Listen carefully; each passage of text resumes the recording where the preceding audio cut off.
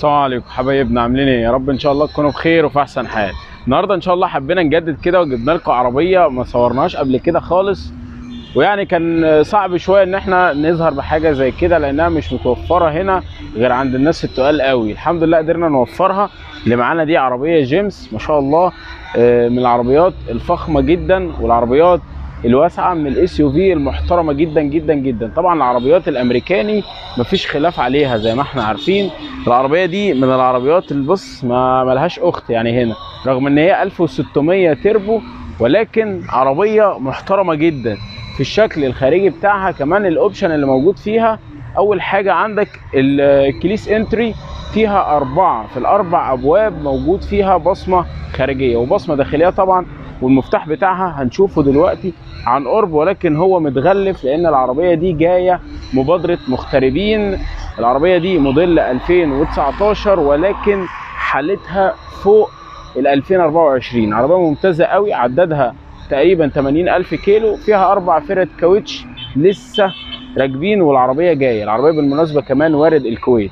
بالنسبه كمان للناس اللي هي بتتكلم عن قطع الغيار والحاجات دي، العربيه دي طبعا قطع غيارها متوفره هنا في مصر بشكل كبير جدا، كمان جديده مش استيراد. يعني الناس اللي بتقول ان العربيه دي عشان تجيب لها قطع غيارها هتلاقيها استيراد او الكلام ده، لا طبعا العربيه موجود قطع غيارها جديده زيرو. العربيه كمان بيكون موجود في قطع الغيار بتاعتها بتكون موجوده في مدينه نصر وفي المنصوره وفي التجمع، والناس كمان اللي من الصعيد موجوده في اسيوط وفي سوهاج. يعني قطع الغيار بتاعت العربيه هتلاقيها موجوده في كل حته، ما تقلقش من النقطه البسيطه دي. اول حاجه كده حابب ان انا اوريك الديزاين الخارجي بتاع العربيه، لان احنا طبعا اول مره نصور عربيه زي دي، ففرصه بقى ان احنا يعني نشوف الديزاين بتاعها وكمان الانتيريور، لان العربيه ما شاء الله موجود فيها اوبشن كتير جدا مش موجود في العربيات التقليديه اللي احنا بنصورها على طول. العربيه دي طبعا اسمها جيمس تريان، عربيه موديل 2019 كامله كل حاجه. هي ما فيهاش فتحه سقف ولكن هي بتنزل كده، يعني ما حدش يقول هي ما فيهاش فتحه سقف يبقى هي مش كامله، لا العربيه كامله كل الاوبشن، وكمان فيها مواصفات من الداخل مش حابب ان انا احرقها لك. خلينا نشوف كل زون كده ايه في مرحلته عشان ما نحرقش الفيديو في الاول. بس انا حابب شويه ان انا اقول لك على التفاصيل اللي موجوده في الواجهه الاماميه بتاعه العربيه. يعني عندك اول حاجه هنا الفانوس بتاع العربيه اللي جاي بشكل ممتاز جدا، وجاي هنا واخد شكل السي كده برضو من الناحيه الثانيه، وهنا العدسات بتاعته جايه عدسات ليزر ومحفور عليها كمان جيمس من الداخل، ومكتوب كلمه تريان اللي هو الموديل بتاع العربيه على الفانوس هنا من الامام. لكن بالنسبه للفوج لايت هنا موجود زي حليه كده، ولكن هو ما بيكونش موجود حاجه كده زي التهويه، ولكن هي برضو مغلقه ما فيهاش فتحات تهويه. لكن هنا طبعا الشبكه الضخمه اللي معروفه بتاعت الجيمس او الجي ام سي زي ما انت بتحب تقول، هي مش هتفرق تمام. هنا شبكه طبعا ضخمه جدا عشان التهويه، الموتور ال 1600 التربو، ولان العربيه طبعا حجمها كبير والعربيه عزمها قوي، يعني مش زي ما انت متخيل ان العربيه ضعيفه شويه، لا هي ما شاء الله منها تربو بيكون عزمها قوي. كمان شويه كده هنبص على الموتور بتاعها برضو ونشوف شكل الديزاين بتاعه عامل ايه. الواجهه الاماميه طبعا هنا فيها حليه حوالين الشبكه ما شاء الله زي ما انت شايف بشكل كبير جدا. كمان هنا الكبوت بتاعها عليه شكل تضليعات ممتازه جدا وكذا تضليعه، لان طبعا العربيات الامريكي بتحس ان هي ايه عضلات كده زي الدوجات والفورد والحاجات دي كلها، بتحس ان العربيه عضلات مش عربيه، مش طالع ان هو يعني يعمل عربيه وخلاص زي النيسان صاني والحاجات دي، لا طبعا. فعشان كده بتلاقي برضو الديزاين الخارجي مش احسن حاجه، ولكن هنا طبعا ما شاء الله زي ما انت شايف عربيه شكلها ملفت جدا للانظار. بس هم بيهتموا بصاج العربيه اكتر ان هي تتحمل، وده طبعا اللي انت محتاجه، لانك انت وانت سايق بتبقى عايز تحافظ على سلامتك، مش عايز الشكل الخارجي وخلاص، انت مش راكب ورقه. ده الهدف طبعا من العربيه. والناس دي طبعا ما تعملش حاجه هباء كده وخلاص، دول بيهمهم صحه البني ادم اهم من اي عربيه. كمان العربيه مزوده ب10 ايرباج داخلي وهنشوفهم دلوقتي واحنا بنتفرج على الانتيريور في العربيه. يعني احنا كده اعتقد ان احنا ما سيبناش حاجه في الواجهه الاماميه. هنشوف دلوقتي الموتور بتاعها مع بعض عشان يبقى كل حاجه واضحه معانا زي ما احنا متعودين. بس احنا ما بنفتحش مواتير العربيات غير بعض العربيات كده، ولكن دي هتكون واحده منهم عشان احنا ما صورناهاش قبل كده. فهنفتح الكبوت دلوقتي وهنشوف الموتور بتاعها شكله عامل ازاي.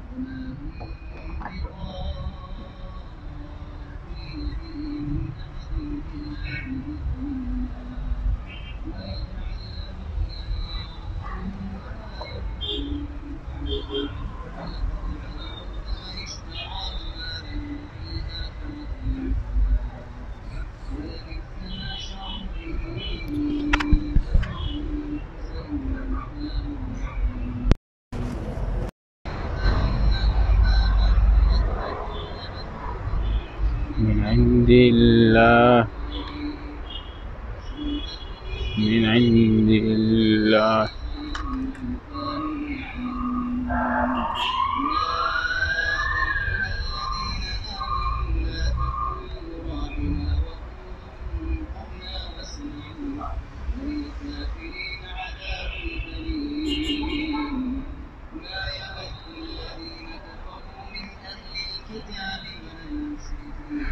طبعا موتور العربيه زي ما انت شايف كده، الموتور كمان من نوع ايكو عشان توفير البنزين. يعني شوف، رغم ان العربيه ضخمه وانت هتقول بقى دي بلاعه بنزين والكلام ده، لا، وكمان مزوده بتربو. طبعا التربو بيزود العزم، بيقلل البنزين، ولكن في المشاوير الناس اللي مش عارفه المعلومه دي، اللي بتقول لك العربيه تربو يبقى بتاكل بنزين، لا ده غلط جدا. لان التربو اصلا وظيفته ان هو بيقلل من استهلاك الوقود، وبيحافظ على نسبه حرق الوقود اللي طالعه ويعوضها، يديها عزم للعربيه.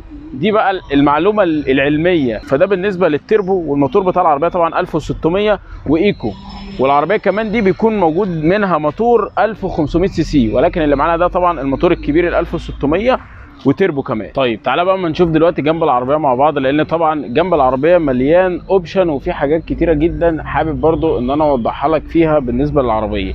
كمان الحاجات الجديده اللي لسه راكبه في العربيه، رغم ان هي 2019، ولكن كل حاجه جديده موجوده في العربيه هوضحها لك برضو. يعني انت مش محتاج ان انت تصرف عليها اصلا جنيه ان شاء الله لاي حد صاحب النصيب.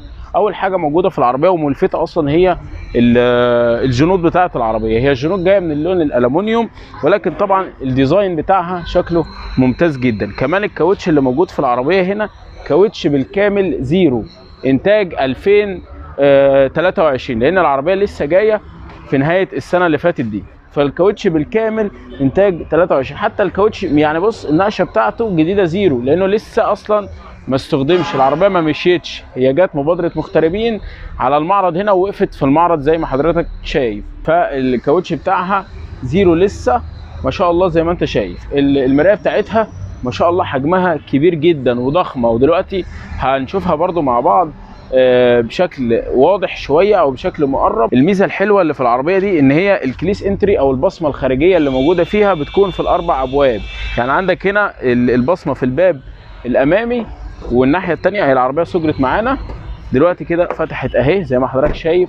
برضو عندك في الباب الخلفي نفس الكلام اهو، العربيه كده صجرت معانا اهي.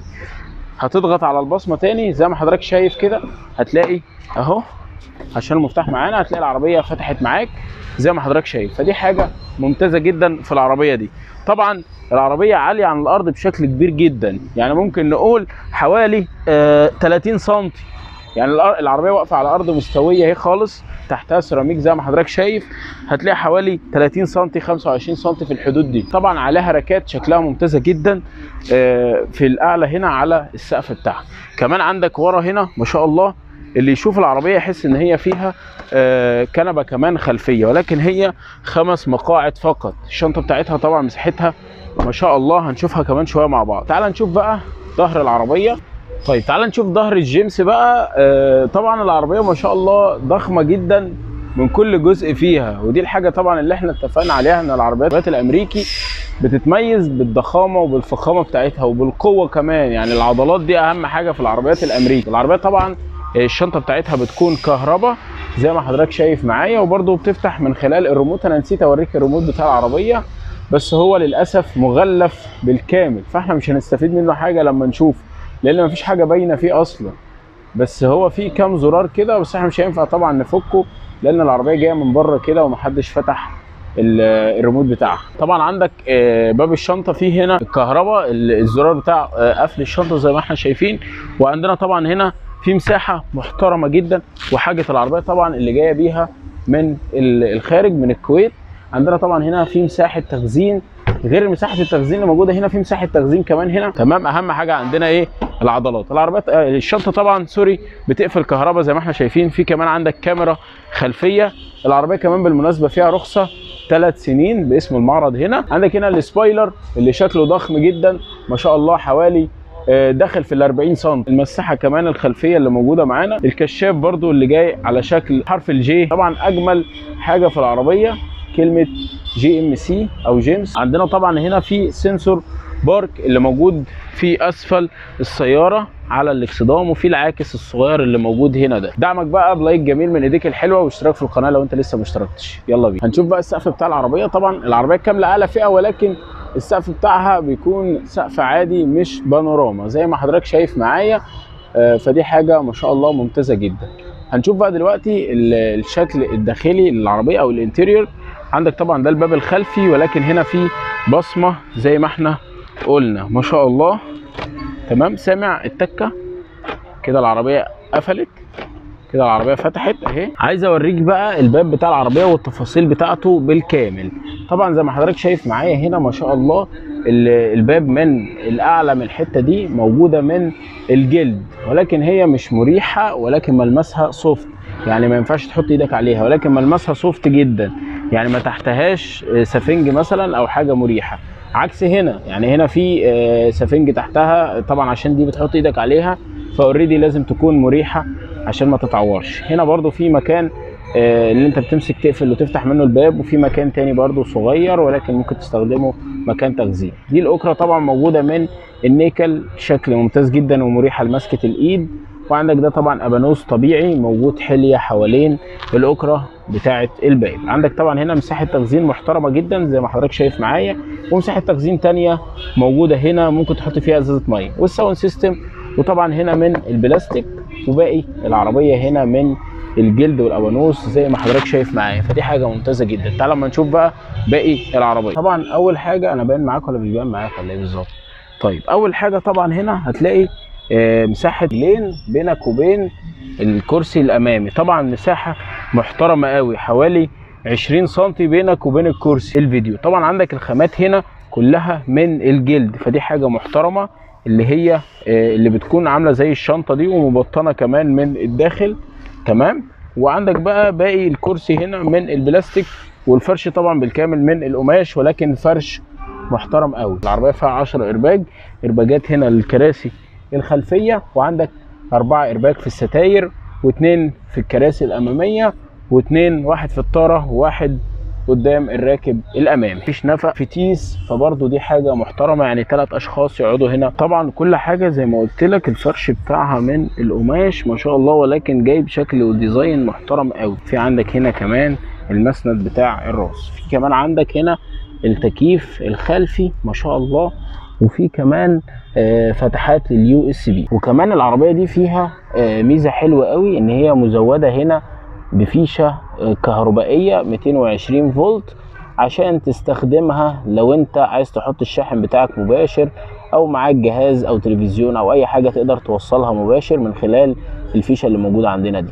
طبعا عندك هنا الزراير بتاع التحكم في الزجاج بالكامل، وعندك هنا نفس الديزاين بتاع الباب اللي شفناه من شويه. وعندك هنا طبعا ضبط المرايات. تعال ما نشوف بقى الداخليه بتاعه العربيه. طبعا عندك ده التحكم في الاضاءه، علو وانخفاض الاضاءه. وده طبعا هنا دي فرامل اليد زي ما احنا شايفين كده. اهم حاجه بقى في الطاره هنا الكروز كنترول اللي موجود في العربيه، وموجود هنا في الناحيه اليسار زي ما كنا متعودين في العربيات الكوري يكون موجود في الناحيه اليمين. وهنا التحكم طبعا في الساوند سيستم كامل او في الشاشه بالكامل اللي هنشوفها دلوقتي مع بعض. طبعا هنا عندك الاير باج وهنا عندك الجي ام سي. بص بقى صوت الكلاكس بتاعها. هنشوف بقى التفاصيل بتاعه العربيه برضو. طبعا بقى بالنسبه للجزء اللي موجود هنا، اول حاجه طبعا عندك الشاشه اللي موجوده في العربيه، هنشوفها دلوقتي مع بعض. بسم الله. عندنا طبعا الشاشه، بسم الله هنفتحها مع بعض. طبعا بترحب بيك باللوجو بتاع العربيه او اسم العربيه جينس، زي ما حضرتك شايف دلوقتي هتفتح معانا. بس على ما نشوف كده وهي تفتح براحتها اهي فتحت معانا. عندك طبعا هنا البوصله زي ما حضرتك شايف، وتقدر ان انت تخرج هنا في برضو زراير للتحكم هنا، الاعدادات الابل كار بلاي والاندرويد اوتو، تقدر توصلها بالهاتف. عندك هنا الصوتيات المستخدمين اللي كانوا قبل كده، الحاجات دي كلها طبعا هنا. وتقدر ترجع من زرار الباك اللي موجود عندك، تقدر توصلها بالبلوتوث. عندنا الهوم بشكل عام، دي الحاجات كلها اللي موجوده فيه. تمام، دي حاجه محترمه جدا، وكويس ان انت تقدر توصله بشكل مباشر على الموبايل بتاعك. عندنا طبعا التكييف بيكون دول زون، تكييف اوتوماتيك. عندك طبعا هنا في سخانات في العربيه، سخانات الزجاج كمان زي ما حضرتك شايف معانا. وعندك برضو هنا السخانات بتاعه الكراسي. عندنا